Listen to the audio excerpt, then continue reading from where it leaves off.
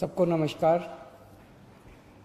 पिछला एक हफ्ता अपने दिल्ली वालों के लिए उसके पहले वाले एक हफ्ते से थोड़ा बेहतर था। पिछले एक हफ्ते में उसके पहले वाले एक हफ्ते से कम केस आए, कम लोगों की मृत्यु हुई और काफ़ी लोग ठीक होकर अपने घर गए हैं। मैं आपके सामने कुछ डेटा रखना चाहूँगा।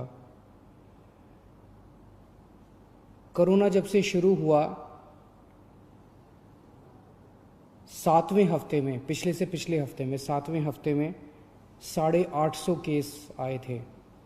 एक बार तो हम घबरा गए थे। मैंने आप लोगों के सबके सामने आके कहा था कि बहुत तेज़ी से फैल रहा है। 850 नए केस आए थे 7वें हफ्ते में, और पिछले हफ्ते 8वें हफ्ते में 622 केस आए हैं, थोड़े कम हुए। दुनिया भर में देखा गया कि एक बार कोरोना बढ़ना चालू करता है तो इतनी तेज़ी से बढ़ता है कि हफ्ता दर हफ्ता फिर वो डबल, चौगुना, 8 गुना, 16 गुना बढ़ता जाता है। फिर वो डबल पे डबल होता जाता है। लोग कहते हैं 4 दिन में डबल हुआ, 8 दिन में डबल हुआ, लेकिन 7वें हफ्ते में, पिछले हफ्ते में 850 केस आए थे और पिछले हफ्ते 622 नए केस आए थे। 7वें हफ्ते में 21 लोगों की मौत हुई थी, पिछले हफ्ते में 9 लोगों की मौत हुई थी। हमारा मकसद है एक भी व्यक्ति की मौत नहीं होनी चाहिए। थोड़ी कम हुई थी।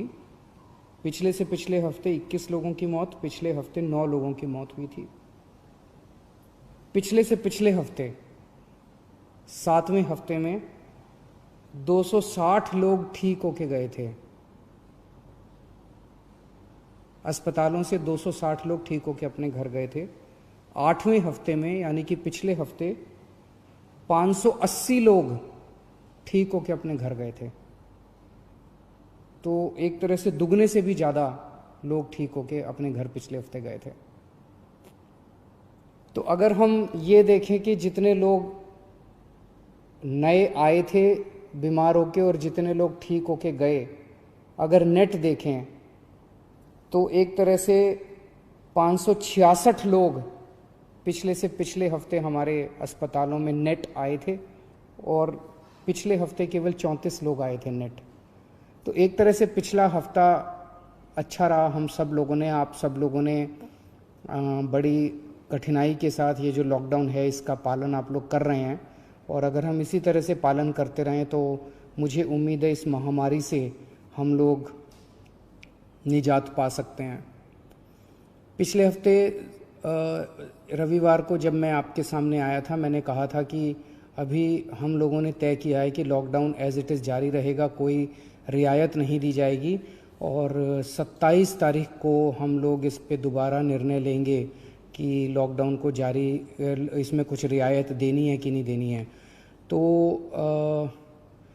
एक ही रियायत आज हम दे रहे हैं, वो ये कि परसों रात को केंद्र सरकार ने कुछ तरह की दुकानें खोलने का निर्णय लिया है। उस केंद्र सरकार के आदेश को हम दिल्ली में भी लागू कर रहे हैं। ये आदेश क्या है, ये मैं आपकी जानकारी के लिए बता दूं। जो एसेंशियल सर्विसेज की दुकानें थी, दवाई की दुकान, किराने की दुकान, खाने पीने की दुकान, सब्जियों की, फ्रूट्स की दुकान, दूध की सर्विसेज, वो जो एसेंशियल सर्विसेज हैं वो तो जारी रहेंगी, उसको कोई छेड़ नहीं रहा। वो एज इट इज़ जारी रहेंगी, वो खुली रहेंगी, वो सप्लाई होती रहेंगी। इसके अलावा कोई मार्केट नहीं खोले जाएंगे। कोई डीडीए मार्केट नहीं खुलेगा, कोई ये मार्केट, वो मार्केट, कोई मार्केट नहीं खुलेंगे, कोई शॉपिंग मॉल नहीं खुलेंगे, कोई मार्केट कॉम्प्लेक्स नहीं खुलेंगे। लेकिन जो रेजिडेंशियल एरियाज़ में इक्की दुक्की दुकानें होती हैं, स्टैंड अलोन कोई दुकान है, नेबरहुड की कोई दुकान है, इक्की दुक्की इस तरह की जो दुकानें हैं, उनको खोलने की इजाज़त केंद्र सरकार ने दी है। उन इक्की दुक्की दुकानें जो नेबरहुड में है, स्टैंड अलोन हैं, रेजिडेंशियल एरियाज़ में हैं, उन दुकानों को जो केंद्र सरकार ने इजाज़त दी है वो दुकानें दिल्ली में भी खोली जाएंगी। मैं फिर से बता दूं, कोई मार्केट नहीं खुलेंगे, कोई मार्केट कॉम्प्लेक्स नहीं खुलेंगे, कोई शॉपिंग मॉल्स नहीं खुलेंगे, लेकिन कंटेनमेंट एरिया में वो भी नहीं खुलेगी। जो इक्की दुक्की दुकानें मैं बात कर रहा हूँ, कंटेनमेंट एरिया वो एरिया है जहाँ पे हम लोगों ने सख्ती की हुई है, सील किया हुआ उन एरियाज़ को जहाँ पे कोरोना के ज़्यादा केसेस निकल के आ रहे हैं। उन एरियाज़ में किसी भी किस्म की दुकान को खोलने की कोई इजाज़त नहीं रहेगी। इसके अलावा अगला एक और हफ्ता, ये जो एक ऑर्डर आया है परसों केंद्र सरकार का, इसके अलावा और कोई कुछ खोलने की हम इजाज़त अगले एक हफ्ते तक, 3 मई तक और नहीं दे रहे। 3 महीने तक यथावत इसी तरह से जो रेस्ट्रिक्शंस हैं वो जारी रहेंगी। ये हमारे लिए बहुत कठिनाई का समय है। बड़ी कठिनाई से पिछले एक हफ्ते में आप सब लोगों ने मेहनत करके कोरोना को पे काबू पाया है। हमें इसे जारी रखना है, किसी भी तरह से इसको अब आगे और बढ़ने नहीं देना। 3 मई तक पूरे देश में प्रधानमंत्री जी ने लॉकडाउन का ऐलान किया है। 3 मई के बाद केंद्र सरकार इस पे क्या निर्णय लेती है, उस पे निर्भर करेगा कि हम दिल्ली के अंदर आगे इसको कैसे ले जाते हैं। केंद्र सरकार के निर्णय के बाद हम लोग आगे के अपनी दिशा तय करेंगे। एक अच्छी खबर है, कल मैंने बताया था आप लोगों को, प्लाज्मा से अच्छे नतीजे आ रहे हैं। प्लाज्मा के जो अभी तक ट्रायल्स किए गए उसके अच्छे नतीजे आ रहे हैं।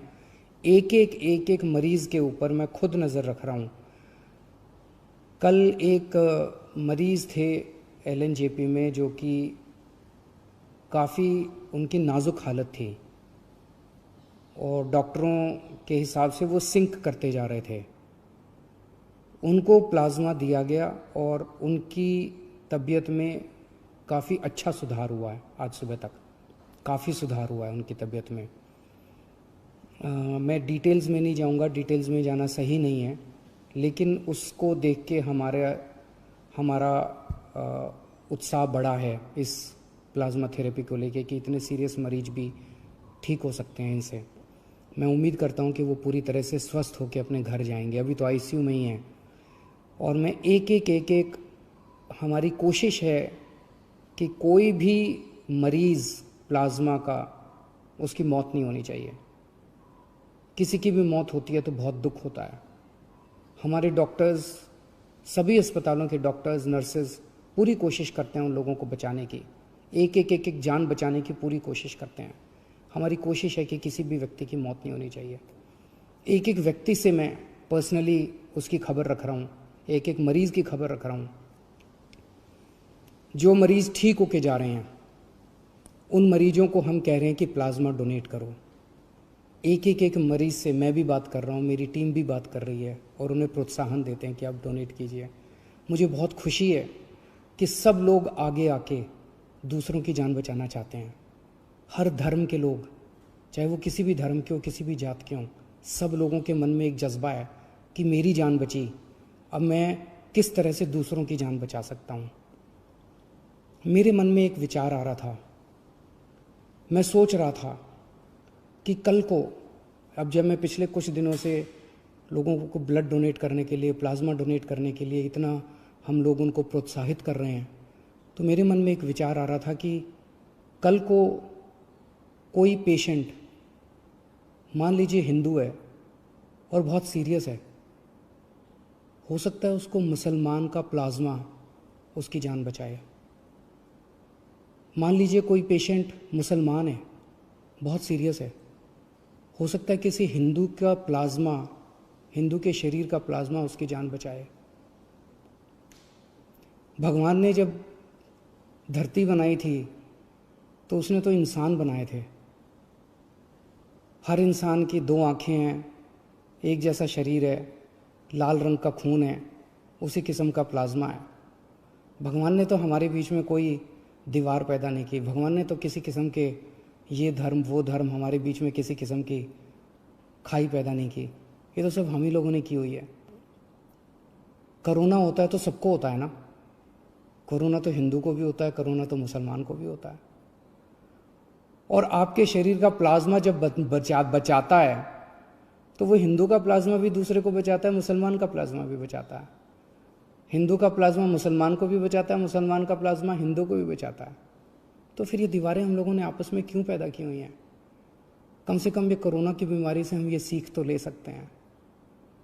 अगर हमारे देश के सब लोग, हिंदू, मुसलमान, सिख, ईसाई, जैन, बौद्ध, हम सब मिलके एक साथ काम करेंगे, प्यार और मोहब्बत से काम करेंगे, तो ये देश को कोई नहीं हरा सकता।